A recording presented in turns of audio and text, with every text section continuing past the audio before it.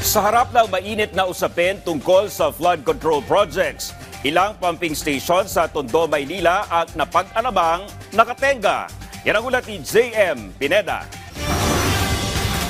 Isa ang Estero de la Reina sa Tondo, Manila ang tadtad ng pumping station. Iba't ibang kumpanya ang kontraktor nito. Base sa impormasyon mula sa Department of Public Works and Highway, naglalaro sa 90 million hanggang 100 million ang presyo ng mga proyekto dito. Noong nakaraang linggo, inilabas ni Pangulong Ferdinand Marcos Jr. ang mga kumpanyang nakasungkit sa mga flood control projects sa bansa. Kabilang sa top 3 ay ang Alpha and Omega General Contractor and Development at St. Timothy Constructions.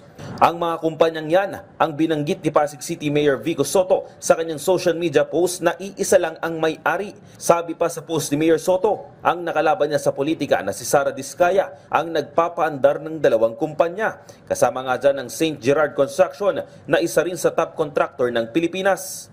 Binisita rin natin ang website ng Department of Public Works and Highways at dito nga sa seksyon ng kanilang website na infrastructure makikita yung mga proyekto sa National Capital Region na natapos na noong 2024 at kung i-scroll down mo nga papunta sa pinakababa at number 24 ay makikita mo yung proyekto na nakalagay dito ay yung construction ng retarding basin at installation ng booster pump doon sa kahabaan ng Estero de la Reina. At nakapangalan nga yan sa Alpha and Omega General Contractor Development Corporation. Ito yung isa sa mga sinasabi ni Mayor Vico Soto na pagmamay-ari din ng mga diskaya. At kung makikita nyo rin dito, tumataginting na 96 million ang presyo ng proyektong yon.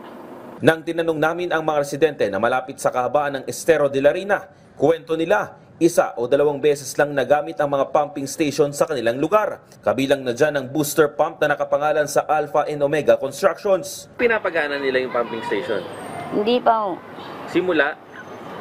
Yung ano lang, doon lang sa mga kanto lang gumagana.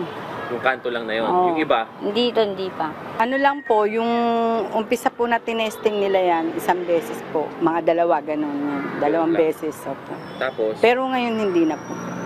Sinusubukan naman ng PTV News na kunin ang pahayag ng mga nasabing kumpanya pero hindi ito sumasagot. Nasilip rin namin ang isa sa mga pumping station sa May Recto, Maynila. Dito ay may nakabantay na mga tauhan ng DPWH at ipinakita pa nila na gumagana ang kanilang pumping station na araw-araw ginagamit.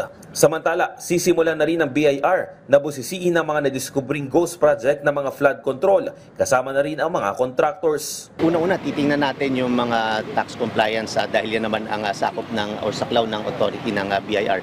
So titingnan natin yung naging tax compliance nitong mga contractors patungkol dyan sa mga proyekto na yan at overall tax compliance nila. Pag sinabing ghost project, wala naman talagang ginawa.